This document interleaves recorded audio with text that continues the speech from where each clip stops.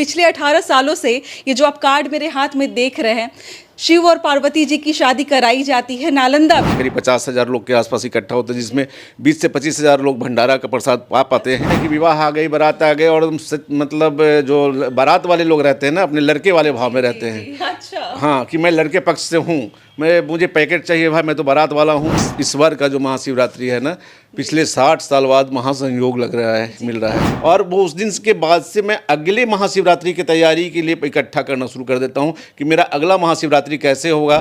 नमस्कार, मैं हूँ अंजलि और आप देख रहे हैं द इंडियन स्टोरीज। मेरे हाथ में एक शादी का कार्ड है, लेकिन ये शादी का कार्ड जो है वो शिव और पार्वती की शादी का कार्ड है। हमारे साथ जिस शख्स को आप इस फ्रेम में देख रहे हैं, ये बहुत बड़े समाज सेवी हैं। आपको बता दूं कि इनका नाम अशोक कुमार है और पिछले 18 सालों से ये जो आप कार्ड मेरे हाथ में देख रहे हैं, शिव और पार्वती जी की शादी कराई जाती है नालंदा में। बातचीत करते हैं कि कैसे इसका आयोजन किया जाता है। अशोक जी है हमारे साथ में। सबसे पहले सर बहुत बहुत स्वागत है। बहुत बहुत धन्यवाद अंजलि जी। सबसे पहले मुझे सर बताइए कि ये जो शिवरात्रि महाशिवरात्रि महोत्सव आप मनाते हैं, 18 वर्षों से आप मना रहे हैं, कहाँ से शुरुआत हुई थी इसकी? इसकी शुरुआत पहले तो मैंने एक भगवान का मंदिर बनवाया था। उस मंदिर का नाम आनंद धाम बटिया रखा गया है, शिव शक्ति मंदिर है जी। और उस मंदिर में भगवान का शिवलिंग पहले से बहुत पौराणिक शिवलिंग थे और भगवान भोले शंकर और माँ पार्वती का प्रतिमा नहीं थी पहले से, तो मैंने उनकी प्रतिमा स्थापना की।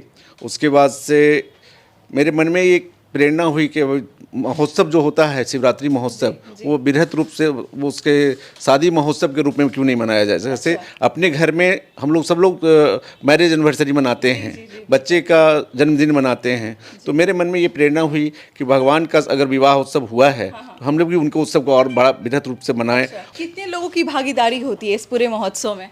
देखिए, भागीदारी तो मुख्य रूप से अगर बोलें तो श्रद्धालुओं का, दर्शकों का काफ़ी होता है। हज़ारों मतलब लोग आते हैं, करीब 50,000 लोग के आसपास इकट्ठा होते हैं, जिसमें 20 से 25,000 लोग भंडारा का प्रसाद पा पाते हैं। पूरे लोग तो नहीं पा पाते हैं, यानी बहुत सारे लोग मतलब नहीं रखाते, बहुत सारे लोग जल्दी में रहते हैं, बहुत सारे लोगों का व्यवस्था हो सकता है नहीं कर पाता होगा, मैं बहुत तरह के दिखते हैं।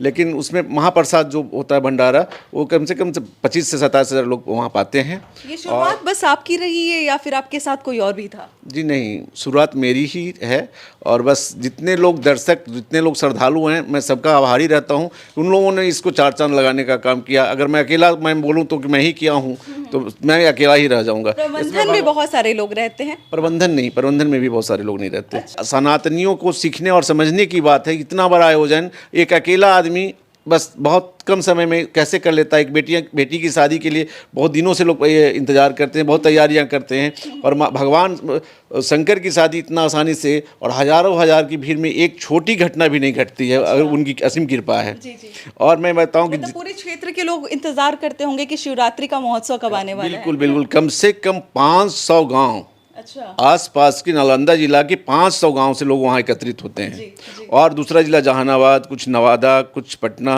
कई जिलों से लोग वहाँ आते हैं। सारे लोग बहुत प्रसन्न होते हैं और मुझे जैसा लगने लग गया इधर कई वर्षों से, पिछले विगत 3-4 वर्षों से, कि शायद वहाँ का मंदिर का लोग आपस में चर्चा भी करते, कुछ मन्नतें भी पूरी हुई है। इसलिए लोग ज़्यादा उत्साह वो बढ़ा के आ रहे हैं। लोगों को लग रहा है कि अरे वहाँ आने से तो मुझे ये मिल गया। पूरे भक्तिभाव से होता है। जी हाँ, जी हाँ। अभी रामनवमी का जो ये जुलूस निकलता है या फिर महाशिवरात्रि का जुलूस निकलता है, बहुत डर होता है अंदर से कि कुछ ना कुछ बीच में गड़बड़ हो जाता है, भगदड़ हो जाता है, अलग अलग घटनाएं हो जाती हैं।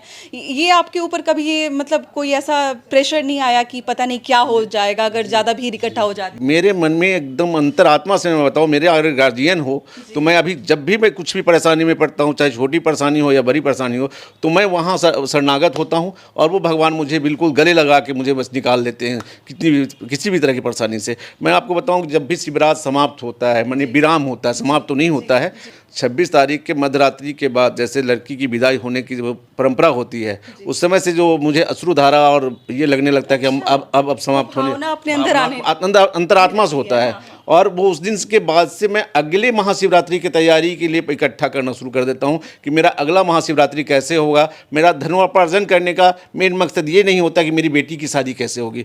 मेरे धनोपार्जन करने का मेन मकसद ये हो जाता है कि मेरा अगला महाशिवरात्रि फिर कैसे करूँगा। ये जो इतना बड़ा आयोजन आप करते हैं, इसमें खर्च कितना लग जाता है आपका? इसमें खर्च बिल्कुल नहीं लगता। इसमें जो लगता है वो लागत लगता है, वो जमा होता है, अच्छा। खर्च नहीं होता फिर भी इसमें। अगर एस्टिमेट के बारे में कोई बात करे तो वो एस्टिमेट नहीं, मेरा है ही कोई नहीं, एस्टिमेट नहीं है। मेरा है ही नहीं, वो तो मेरा मैं लाया ही नहीं था, उन्होंने तो भगवान ने ही दिया था मुझे। भगवान ने दिया वो था और उनका भगवान था, को वो समर्पित हो गया। भगवान का था, भगवान अपने में लगाए तो उन्हीं का था, मैं तो एक माध्यम बना हूँ उसका करने का। जिस रस्म के बारे में आप कह रहे हैं, कौन कौन से रस्म होते हैं विवाह के पहले? अब मैं बताऊं, जी। सबसे पहले तो एक हम लोगों के यहाँ जो रीति है कि पहले वर को देखा जाता है कि भाई घर और वर देखा जाए कि है कि नहीं मेरे कन्या की योग। तो सिर्फ वो रस्म मेरे यहाँ वंचित है, कारण कि भगवान को कौन देखने जाएगा, भगवान किसको मिलेंगे, तो वो वंचित सिर्फ है। बाकी तिलक होता है विधिवत, फलदान होता है विधिवत, उसमें जो जितनी तरह की मिठाइयाँ और वो जो पैकेट जाता है, बर्तन जाता है, ज्वेलरी जाता है, फ्रिज जाता है, वॉशिंग मशीन जाता है, टीवी जाता है, ये सारे सामान करीब करीब सजाते हैं। मतलब पूरा वातावरण जो है वो शिवमय हो जाता होगा, मुझे लगता है। नहीं, विवाहोत्सव मतलब लगता है कि विवाह आ गई, बारात आ गई, और मतलब जो बारात वाले लोग रहते हैं ना, अपने लड़के वाले भाव में रहते हैं। अच्छा। हाँ, कि मैं लड़के पक्ष से हूँ, मुझे पैकेट चाहिए भाई, मैं तो बारात वाला हूँ, मुझे ये चाहिए भाई, मुझे पानी की दिक्कत हो रही है भाई, मुझे ये व्यवस्था कराइए भाई, बिल्कुल बारात वाले होते हैं। पर पार्वती के जो पक्ष वाले होंगे वो स्वागत में लगे। हाँ, वो बहुत लिबरल होते हैं, बोले अच्छा अच्छा जी मैं करता हूँ, ऐसा करता हूँ, मैं आपको तुरंत मुहैया कराता हूँ, मतलब दोनों लोग होते हैं। ये तो मुझे लगता है कि जितने लोग देख रहे हैं, कहीं वो अगर आना चाहते हैं, इस विवाह को देखना चाहते हैं, इस महोत्सव में शामिल होना चाहते हैं, क्या उनको आज्ञा है आपकी तरफ से? है मैं सबों से निवेदन करूंगा, इस बार का जो महाशिवरात्रि है ना, पिछले 60 साल बाद महासंयोग लग रहा है, मिल रहा है। अच्छा। पिछले 60 साल के बाद, मैंने मेरे जन्म के पहले ऐसा संयोग हुआ होगा। अच्छा। अभी जो संयोग है, बहुत कई ग्रह जो है ना एक जगह मिल रहे हैं, जिससे कि बहुत लोग जो बढ़ती रहेंगे ना उनको बहुत लाभ मिलेगा, वो बहुत पुण्य के भागी बनेंगे। ये मुख्य बात है। इस बार का महाशिवरात्रि में चाहूँगा सभी श्रद्धालुओं से, सभी सनातनियों से कि उपवास रहें और सच्चे दिल से भगवान की भक्ति करें, सेवा करें और पूजन में एकदम भाग लें। और मेरे यहाँ जिनको संभव हो सकता है, जिस चीज़ से भी हो, तो वो मेरे यहाँ आने का, महाप्रसाद पाने का और आशीर्वाद पाने का बस वो सौभाग्य प्राप्त करें। एक बार लोकेशन बता दीजिए इस वीडियो में कि कहाँ पे लोकेशन आपका पड़ता है? लोकेशन पटना से अगर आप चलते हैं तो 34 किलोमीटर पूरब की तरफ चलेंगे आप, तो पूरब दक्षिण की तरफ तो नगरनौसा एक जगह है, दनियामा होते हुए जाना होता है। अच्छा। नगरनौसा से 3 किलोमीटर पूरब मेरा गांव है बढ़िया में आनंद धाम मंदिर अवस्थित है।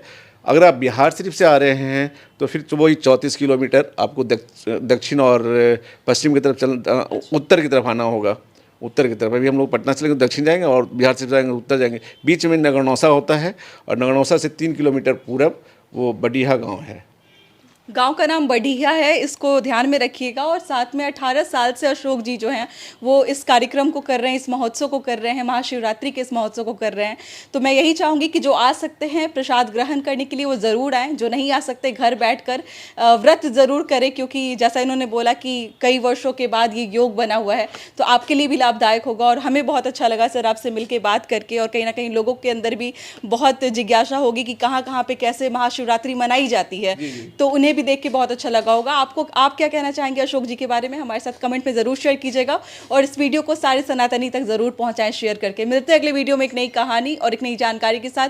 बहुत बहुत शुक्रिया। धन्यवाद।